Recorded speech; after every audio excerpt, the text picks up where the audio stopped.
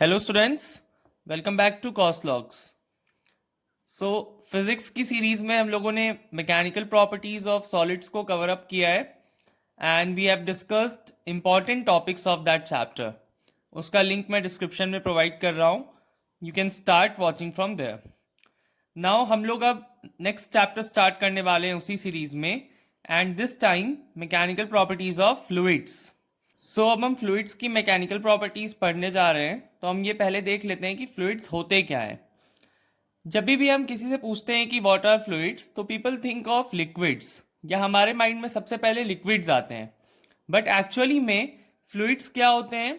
They are the substances which can flow, जिनमें flowing tendency होती है या फ्लो करने की टेंडेंसी होती है, वो फ्लूइड्स होते हैं। सो इस कैटेगरी में न सिर्फ लिक्विड आता है बल्कि गैस भी आती है। So liquids and gases both are fluids. Now इसमें एक अच्छा पॉइंट है कि वाई डू दे फ्लो, वो क्यों फ्लो कर पाते हैं।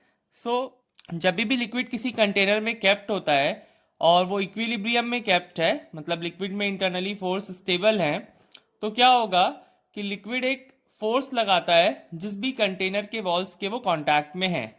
सो वो जो फोर्स लगाता है उस पर, वो फोर्स परपेंडिकुलरली एक्ट करता है कंटेनर की वॉल्स पे। एंड यही सेम रीज़न है जिसकी वजह से एक लिक्विड कंटेनर में अगर होल्स होते हैं तो वहां से तुरंत बाहर भी आने लगता है, क्योंकि वो वहां पे पुश कर रहा होता है। अगर वॉल स्ट्रांग नहीं है, होल है, तो वो बाहर आ जाता है फिर। सो liquids exert a force on any surface which is in contact with it, and this force is called thrust, and because of this force only or this property only, liquid flows out through the holes। जैसा कि हम लोगों ने अभी discuss किया कि liquids एक force लगाते रहते हैं कंटेनर पे, जिसकी वजह से ही जब होल्स होते हैं कंटेनर में अगर किसी जगह पे, तो वो वहां से स्केप आउट भी करने लगता है। नाउ एक और बहुत अमेजिंग प्रॉपर्टी प्रेजेंट होती है लिक्विड्स में, उसको हम लोग एक एग्जाम्पल से समझ लेते हैं। ठीक वैसे ही जैसे एक टीचर अपने क्लास के हर एक डायरेक्शन में नॉलेज को इक्वली शेयर करता है, सो वैसे ही अगर आपने किसी भी लिक्विड पे एक्सटर्नली प्रेशर एक्सर्ट किया, तो उससे क्या होगा, वो पूरा का पूरा प्रेशर उस पूरी लिक्विड में ट्रांसमिट हो जाएगा equally in all the directions. इसी को हम लोग पैस्कल्स लॉ बोलते हैं। So just have a look on the statement of pascals law. So the pressure exerted at any point on an enclosed liquid is transmitted equally in all directions। वैसे ही जैसे एक classroom में जब teacher कोई भी चीज़ पढ़ाता है तो वो पूरे क्लास में इक्वली ट्रांसमिट होती है हर डायरेक्शन में। अब उसके बाद फिर बच्चों पे है उसको कौन कितना सीरियसली लेता है और कितना उससे अपनी ग्रोथ कर पाता है स्टडीज में। Now our next topic is hydraulic lift.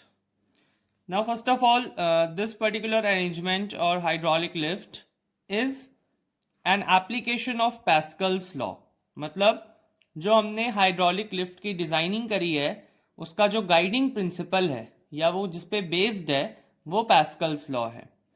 Now ये एक फोर्स मल्टीप्लायर के जैसा एक्ट करता है, मतलब हमने कम फोर्स लगाया और हमें आउटपुट ज़्यादा मिलने वाला है। सो इसका जो यूज़ है वो हैवी ऑब्जेक्ट्स को लिफ्ट करने में यूज़ होता है, जैसे कि cars and trucks. Now let's have a look on arrangement of this particular lift. It's like there are two cylinders C1 and C2, okay, and they are connected with the help of a pipe. Cylinders and pipe are containing liquid. Now cylinders are also fitted with pistons on which we exert force, which is getting transmitted throughout the whole liquid, and the same amount of pressure comes and acts here also. Now how force gets increased, let's have a look. So there are two cylinders C1 and C2, okay, they are fitted with pistons. Now these pistons are of different area. ये वाला piston का area कम है, इसको हमने small ए लिया है, इसका capital A, इसका एरिया थोड़ा सा बड़ा है। Now they are connected with a pipe, ये पाइप है जिससे वो कनेक्टेड है, और सिलेंडर्स और पाइप सब में ही क्या है, लिक्विड प्रेजेंट है। अब हमने छोटे वाले पिस्टन पे एक फोर्स लगाया स्मॉल एफ, तो यहाँ पे कितना प्रेशर एक्सर्ट होगा, P is equals to small F upon small A. Now Pascal's law में हमने ये पढ़ा कि जितना भी प्रेशर है वो पूरा का पूरा पूरे फ्लूइड में ट्रांसमिट हो जाएगा इक्वली। सो इस एंड पे हमें कितना फोर्स मिलने वाला है, सो फोर्स का क्या फॉर्मूला होता है, pressure into area. Now pressure will be the same according to Pascal's law, so हमने यहाँ पे क्या किया, प्रेशर में F अपॉन ए पुट कर दिया इनटू कैपिटल ए। इसको हमने रीअरेंज किया तो capital A upon small A into F आया हमारा न्यू फोर्स।